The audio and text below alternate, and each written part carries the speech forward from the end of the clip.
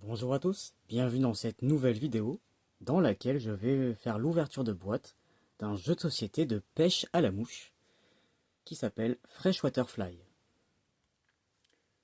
C'est un jeu à partir de 14 ans pour 1 à 4 joueurs et pour une durée estimée de 40 minutes à 1 h 30. Comme d'habitude, vous savez que ça va dépendre du nombre de joueurs que vous êtes et du temps que vous prenez pour réfléchir à vos actions. C'est un jeu qui a été créé par Brian Sour et illustré, d'après mes recherches, parce que ce n'est pas écrit sur la boîte, l'illustrateur serait Daryl T. Jones. Donc il a été financé en 2019 via Kickstarter par pour l'édition anglaise, pardon. Je ne sais pas s'il y avait le Kickstarter également pour la version française, mais en tout cas, la version anglaise est sortie en 2019 et la traduction française est arrivée en 2022 par deux éditeurs qui se sont mis ensemble, qui sont désormais une seule maison d'édition, il me semble. C'est Bad Taste Games et Boom Boom Games. Voilà. Et c'est un jeu qui est vendu neuf aux alentours de 45-50 euros. Dans mon cas, ça a été un achat, comment dire, coup de tête. C'était pas du tout prévu au moment où je l'ai acheté. J'avais vu quelques semaines avant un début de vidéo qui parlait de ce jeu, hein, des anciennes vidéos, et j'avais pas pu regarder que juste quelques secondes, 1 minute grand maximum, et j'avais dit, bon, ça m'intéresse pas. Et puis je suis tombé sur une promotion, hein, je l'ai payé, moi je l'ai pas payé 50 euros, je l'aurais pas payé 50 euros pour ce jeu, j'ai dû l'avoir entre 15 et 20 euros, et lorsque je suis pas, ouais, il y avait une grosse promotion sur la boîte neuve, du coup je suis passé devant, j'ai vu ça, et je me suis dit, je le prends, voilà, j'avais peur, il n'y en avait qu'un seul, je me suis dit, il va être vendu, t'as pas le temps d'aller voir les 3 heures de vidéo pour savoir si le jeu te plaît, tout ça. Je l'ai acheté, je me suis dit, au pire du pire, je le revendrai d'occasion. Et finalement, je ne compte pas le revendre, voilà.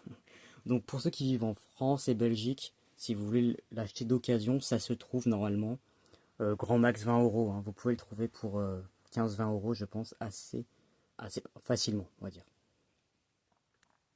Sinon, neuf, hein, il est encore en boutique, sur internet du moins, pour 45-50 euros, ça dépend. La boîte c'est du 22 par 31 cm, avec quand même 8 cm d'épaisseur. Voilà, donc ce n'est pas les plus grandes boîtes, mais ce n'est pas non plus une boîte toute petite. Je vous montre donc déjà l'illustration de ce jeu de pêche. Hop, je vous fais tourner. Il n'y a pas, il me semble, de... Ouais, ils n'ont pas prévu pour ceux qui rangent à la verticale. Voilà, donc c'est la même illustration de l'autre côté. Et je vais vous montrer le dos. Voilà, donc je vous lis le petit speech là qu'il y a pour vous présenter le jeu. Vous êtes au milieu d'un torrent de montagnes grouillant de poissons, équipé de votre canne, d'un moulinet et d'une sélection de mouches. Arriverez-vous à parcourir la rivière pour lancer votre ligne avec finesse, à laisser dériver votre mouche dans le courant et à ramener la prise parfaite? Freshwater Fly est un jeu de sélection de dés, proposant un moulinet pour choisir des actions et un système de prise de risque astucieux. Le jeu est simple, à votre tour vous prenez un dé pour réaliser une action.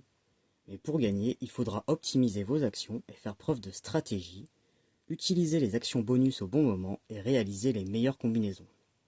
Êtes-vous prêt à montrer votre finesse à la pêche, à la mouche, afin d'atteindre votre objectif?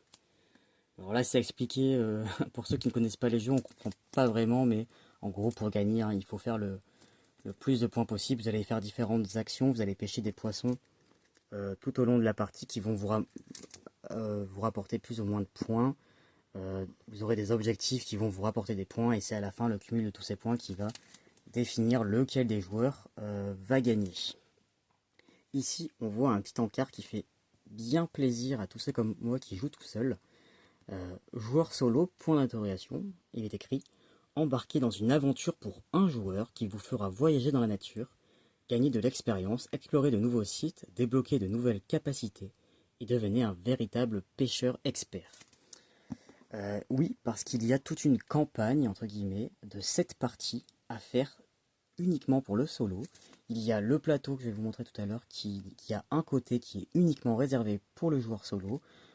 C'est pour ça que j'ai vraiment acheté ce jeu, c'est parce que je savais qu'il y avait une partie du jeu qui a été vraiment conçue pour le solo. Et de mon avis, la partie solo est meilleure que la partie à plusieurs. Voilà. Donc je vous parlerai de ça tout à l'heure. Ici nous avons le contenu de la boîte. Voilà, bon là il y a écrit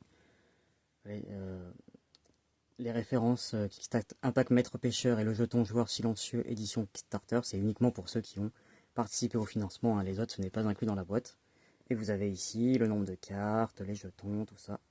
Tout ce qui est un peu éparpillé sur l'image. Donc je vais l'ouvrir.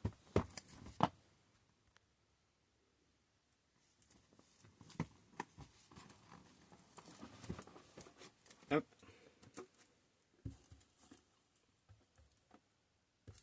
On va mettre ça de côté. Nous avons en premier le livret de règles, sur lequel je reviendrai tout à l'heure pour vous présenter notamment la campagne solo. Donc il fait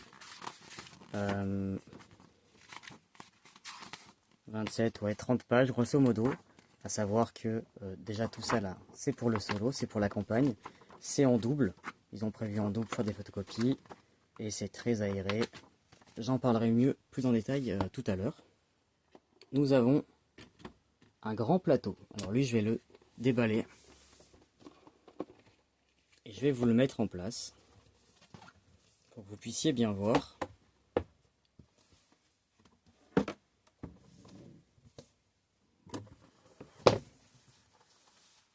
Voilà.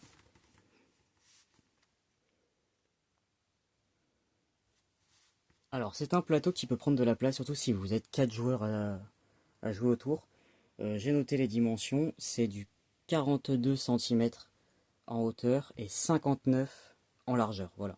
Donc c'est pas non plus immense, j'ai des plateaux qui sont plus grands, This War of Mine il me semble. Mais voilà, c'est quand même un plateau qui prend de la place. Donc là vous avez le côté si vous jouez de 2 à 4 joueurs. Il est reconnaissable avec les rochers qui sont pré-imprimés. Et si vous jouez en solo,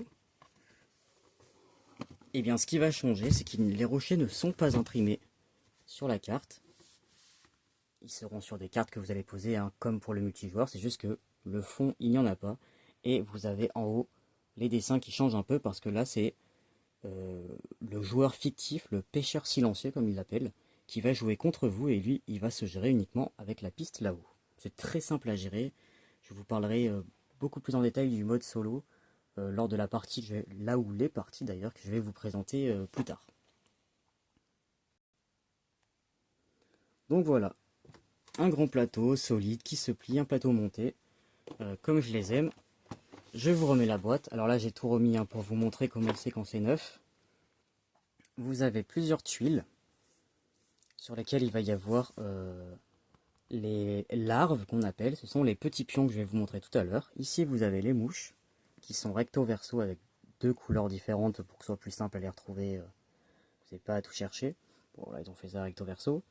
Ici, vous avez les tuiles qui vont pouvoir donner des bonus au cours de la partie. Donc pareil, hein, c'est recto verso. Ici, nous avons le frein de la canne à pêche. Parce que nous allons avoir une canne à pêche, vous allez voir. Donc, un deuxième plateau comme ceci, hein, c'est la suite. Ensuite, vous avez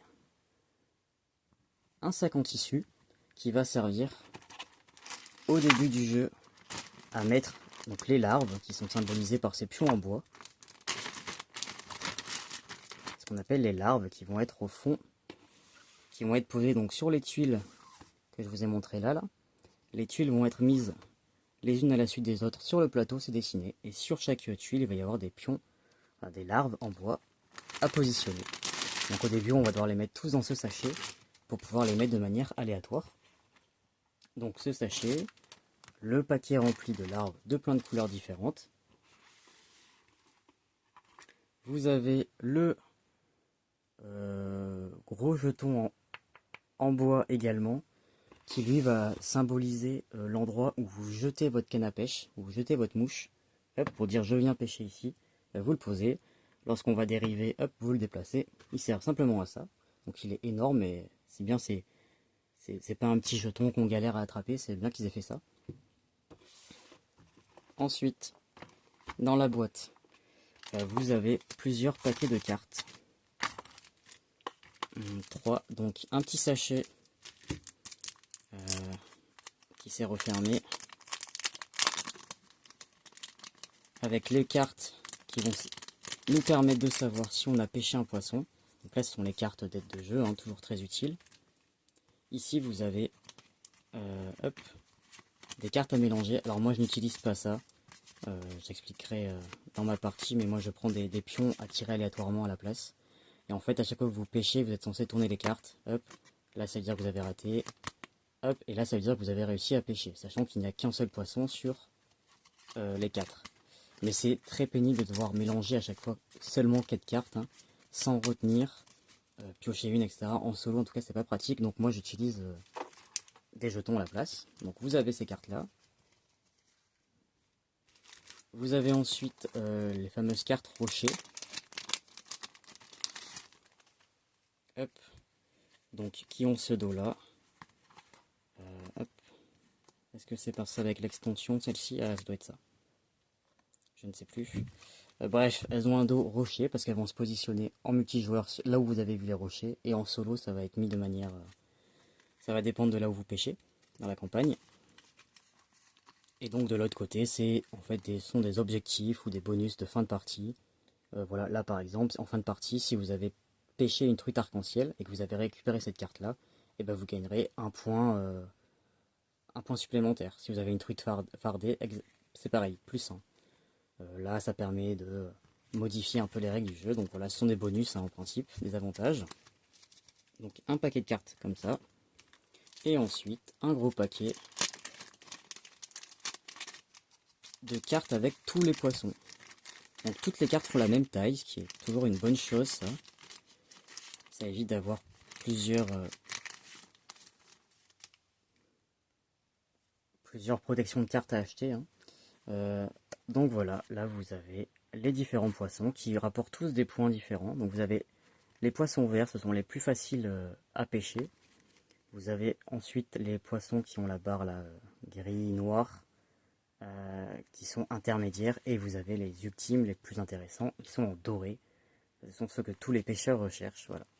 Donc ils rapportent plus de points évidemment, mais ils ont ici plus de résistance quand vous allez mouliner votre canne à pêche, parce que juste après, hop, nous avons des cannes à pêche qui sont symbolisées comme ça, avec le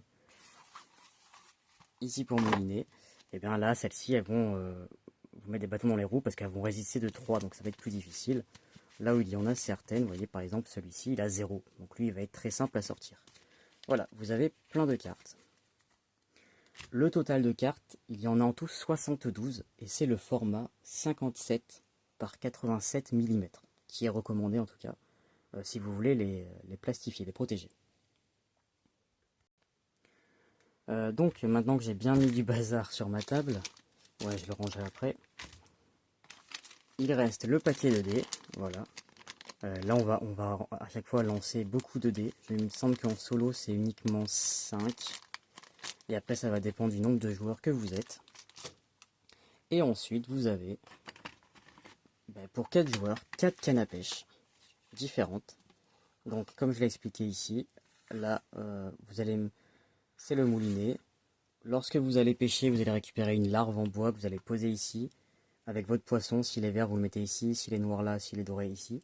Et vous allez tourner un tour, dès que vous faites un tour de tourniquet, de moulinet, votre poisson se décale d'un cran. D'où le fait que les verts sont plus simples. Parce que si vous commencez avec la carte ici, dès que vous faites un tour, hop, vous commencez toujours là, dès que vous faites un tour, le poisson, il va là, donc il est sorti, il est pêché. Si vous commencez avec un doré, il va vous faire un tour, 2 tours, 3 tours pour pouvoir le pêcher. Et donc c'est symbolisé par ces cannes à pêche et c'est super bien fait. Ici, ce sont les cases pour la finesse qui vont vous donner des bonus. Je ne vais pas rentrer en détail, hein. Là, ce sont les différentes manières de gagner des points en fin de partie. À savoir que chaque canne à pêche, on a des différents. Ce qui est génial, notamment, encore une fois, en solo, parce que En solo, vous commencez avec une canne à pêche qui est précisée, et en fait, pour avoir les autres, qui sont meilleurs, potentiellement, il faut débloquer des améliorations au fil de la campagne. Et quand vous jouez à plusieurs joueurs, ça permet de refaire des parties en prenant une autre canne à pêche, donc ne pas avoir toujours la même stratégie, entre guillemets, pour gagner. À savoir que je ne suis pas sûr qu'il y ait vraiment une seule stratégie à avoir. Donc, bon, l'autre côté, c'est rien, c'est blanc. Et ici, je ne l'ai pas dit, mais c'est pour mettre la mouche que vous allez utiliser pour pêcher. Donc la mouche, c'est la petite tuile qu'il y a ici. D'ailleurs, je ne vous les ai pas montrées, mais elles sont en carton, hein, voilà. Toutes les tuiles du jeu sont en carton. Assez épaisses, donc ça va. Ça va tenir quand même, je pense. Contrairement à d'autres jeux. Et bon, ensuite, hop, du plastique en rab. Et voilà, c'est terminé. Alors, il n'y a pas de rangement spécifique, mais vous avez vu, les paquets de cartes, si vous les rangez dans les pochettes plastique, vous avez 3 pochettes plastiques de paquets de cartes. Vous avez les cannes à pêche qui se rentrent sans problème au fond. Un sachet de pions que vous pouvez même laisser directement dans la sacoche, hein, c'est sa place. La sacoche, un pion. Ouais, ça va pas être du bazar, hein. Bon là j'ai pas défait les tuiles, mais pareil les tuiles si vous voulez vous pouvez les mettre directement dans le sachet, hein, histoire qu'elles ne s'éparpillent pas de partout. Et après comme j'ai dit il y a les 3 paquets de cartes et simplement le sachet de dés. Voilà, c'est pas... il n'y a pas besoin de les trier par couleur ou autre, donc c'est quand même assez simple comme rangement, il n'y a pas besoin d'avoir une place pour chaque objet.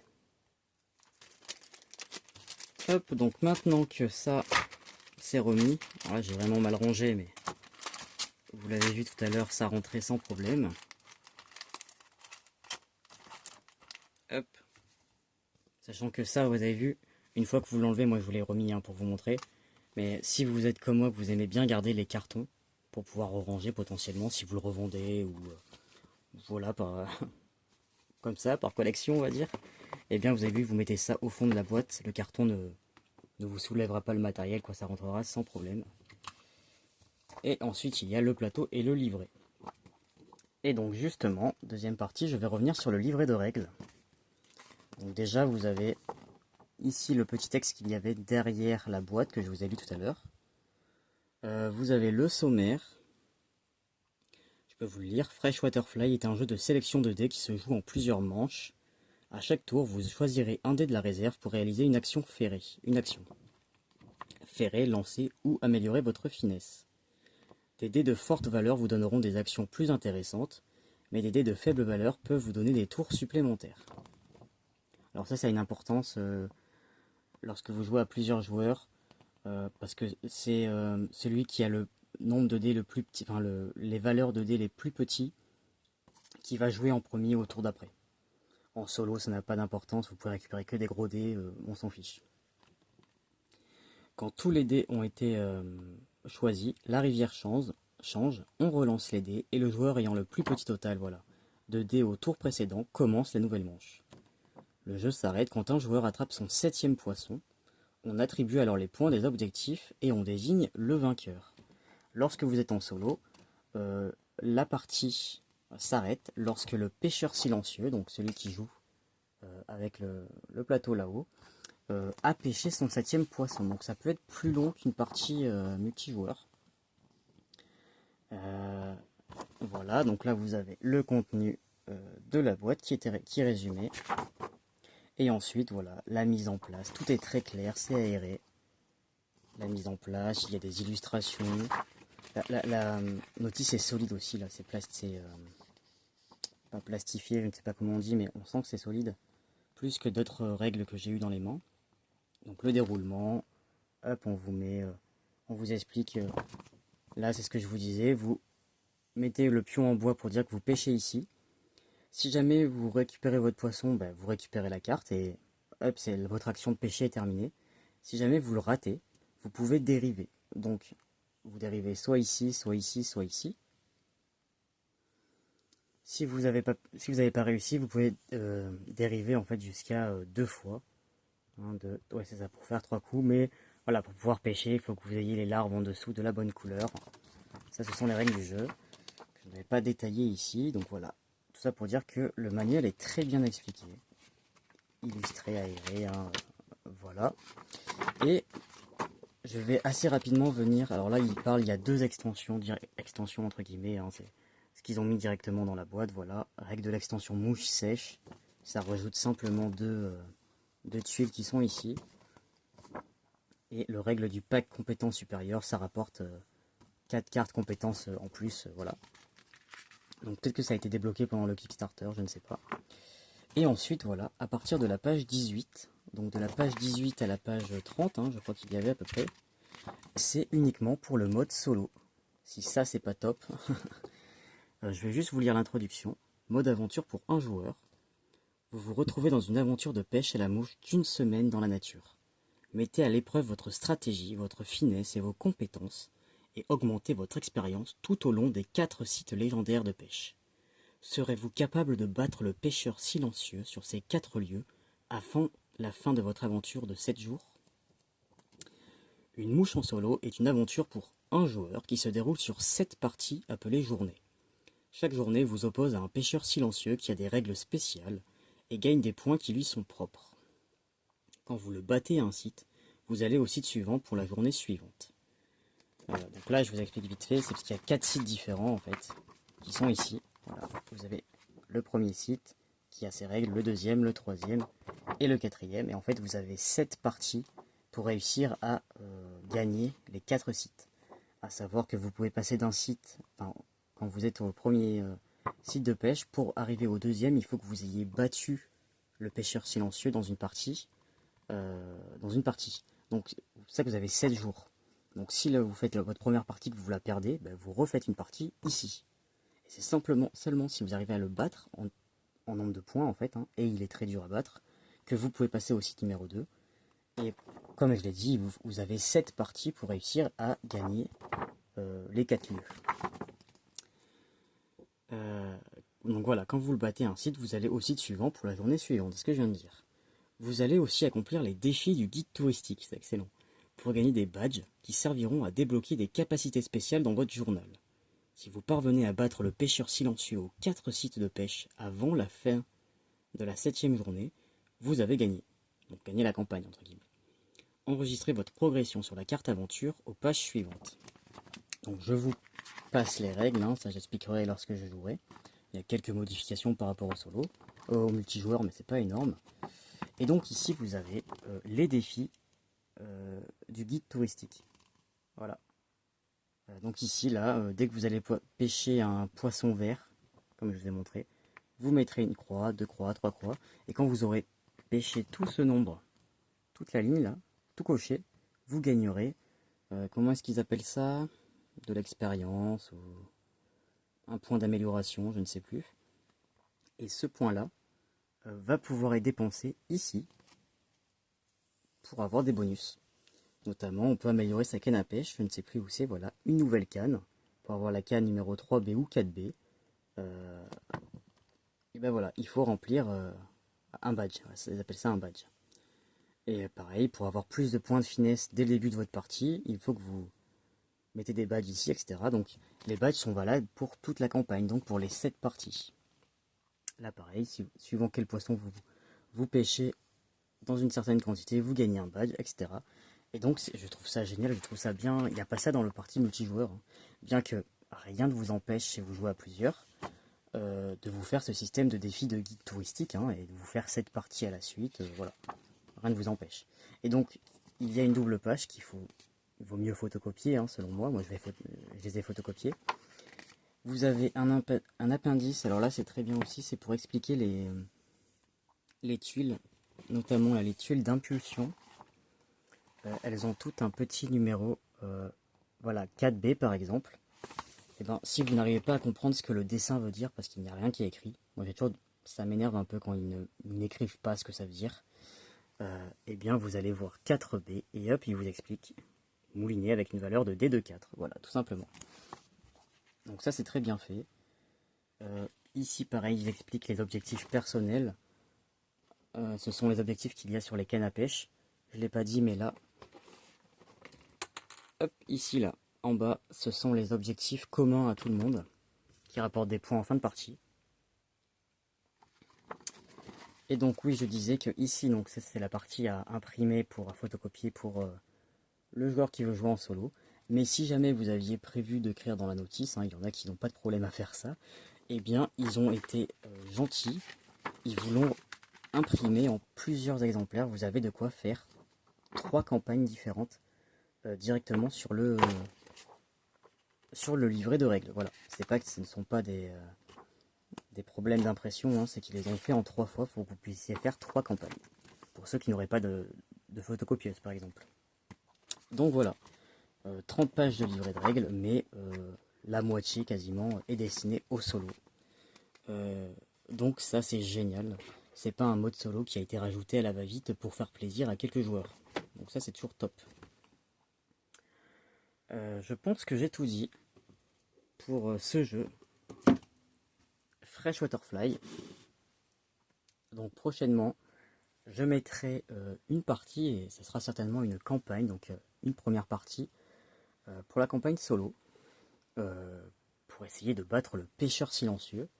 J'ai bien envie de vous partager ça. Donc c'est un jeu de pêche, ça change, hein, je ne pêche pas dans la vraie vie, hein, vous ne me verrez très certainement jamais avec une canne à pêche. Mais là c'est un jeu de société.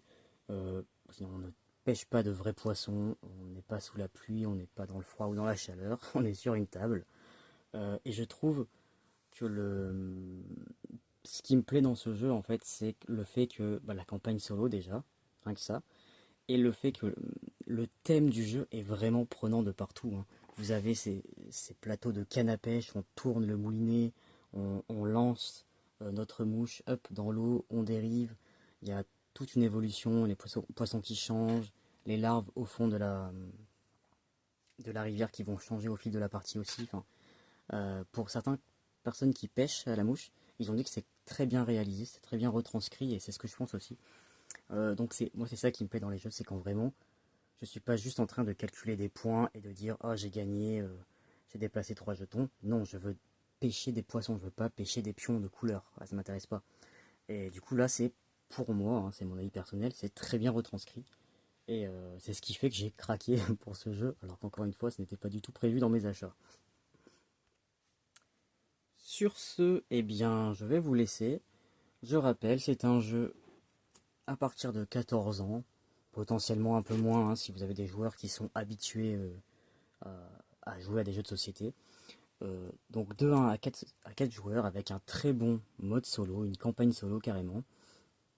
Et voilà, partie 40-90 minutes, ça va dépendre ça franchement. Et pour un prix, je rappelle, neuf entre 45 et 50 euros, à savoir que d'occasion, vous devriez pouvoir le trouver moitié prix sans problème. Voire même neuf hein, en promotion.